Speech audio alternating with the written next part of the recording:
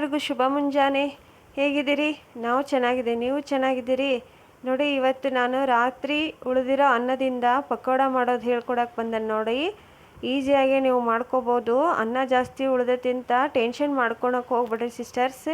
ನೋಡಿ, ಇವಾಗ ಅದಕ್ಕೆ ನಾನು ಒಂದು ರೆಸಿಪಿ ತೊಗೊಂಡು ಬಂದಿದ್ದೀನಿ. ರಾತ್ರಿ ಏನು ಅನ್ನ ಉಳಿದಿರ್ತೈತಲ್ರಿ, ಅದನ್ನು ಒಂದು ಅರ್ಧ ಗಂಟೆ ನೆನೆ ಇಟ್ಬಿಡಿ.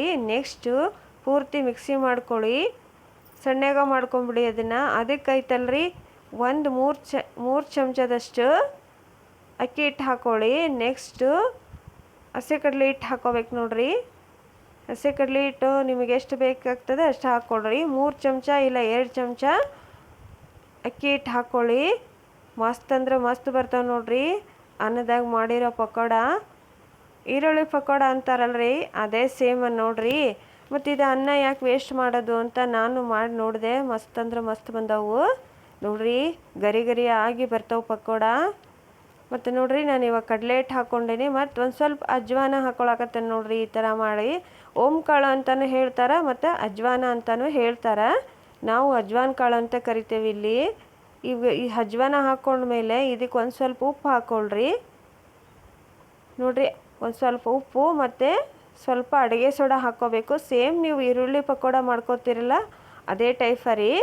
ಇದಕ್ಕೆ ಅನ್ನ ಹಾಕೋದಷ್ಟೇ ನೋಡ್ರಿ. ಅನ್ನ ಜಾಸ್ತಿ ಉಳಿದಿರ್ತೈತೆ, ಮತ್ತು ಯಾಕೆ ವೇಸ್ಟ್ ಮಾಡೋದು? ಒಬ್ಬೊಬ್ಬರು ಬೆಳಗ್ಗೆ ಅನ್ನ ಊಟ ಮಾಡಲ್ಲ, ಬಿಡ್ತಾರೆ. ಚೆಲ್ಲೋದ್ರ ಬದಲು ಈ ಥರ ಸ್ನ್ಯಾಕ್ಸ್ ಮಾಡ್ಕೊಳ್ಳಿ ಅಂತ ಹೇಳ್ತೀನಿ ನೋಡ್ರಿ. ಈಗ ಅದಕ್ಕೆ ನಾನು ಈರುಳ್ಳಿ ಹೆಚ್ಚಿಟ್ಕೊಂಡಿದ್ದೆ ನೋಡ್ರಿ. ಉದ್ದನಗನ ಹೆಚ್ಚಿಟ್ಕೊಳ್ಳಿ ಈರುಳ್ಳಿನ.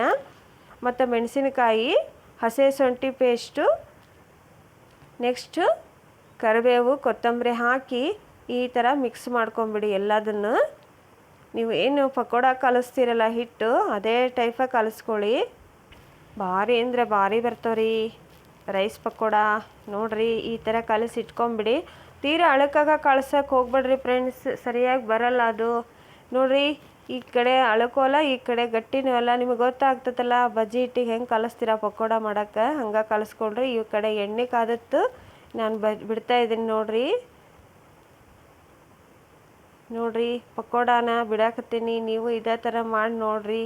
ಒಂದು 5 ನಿಮಿಷ ಅವನ್ನ ಹಾಗೆ ಬೇಯಕ್ಕೆ ಬಿಟ್ಬಿಡಿ, ತಿರುಗಿಸೋಕೆ ಹೋಗ್ಬೇಡ್ರಿ ಫ್ರೆಂಡ್ಸ್. ತುಂಬ ಅಂದರೆ ತುಂಬ ಚೆನ್ನಾಗಿ ಬರ್ತಾವೆ. ನೆಕ್ಸ್ಟ್ ಒಂದು 5 ನಿಮಿಷ ಆದಮೇಲೆ ಈ ಥರ ತಿರುಗಿಸ್ತಾಯಿರಿ. ಮತ್ತು ನೋಡ್ರಿ, ಈ ಪಕೋಡಕ್ಕೆ ನೀವು ಬೇಕಾದ್ರೆ ಟೊಮೊಟೊ ಸಾಸ್ ಹಾಕ್ಕೋಬೋದು. ಮತ್ತು ಸೊಪ್ಪೆ ಮಂಡಕ್ಕಿ ಖಾರ ಅಂತ ಹೇಳ್ತಾರಲ್ಲ, ಅವನು ಹಚ್ಕೊಂಡು ತಿನ್ಬೋದು. ನಿಮಗೆ ನೋಡ್ರಿ ಯಾವ್ದು ಲೈಕ್ ಆಕತ್ತೆ ಅದನ್ನು ಮಾಡಿರಿ. ನೋಡಿ, ಇವಾಗ ರೈಸ್ ಪಕೋಡ ರೆಡಿ ಆಗೈತಿ.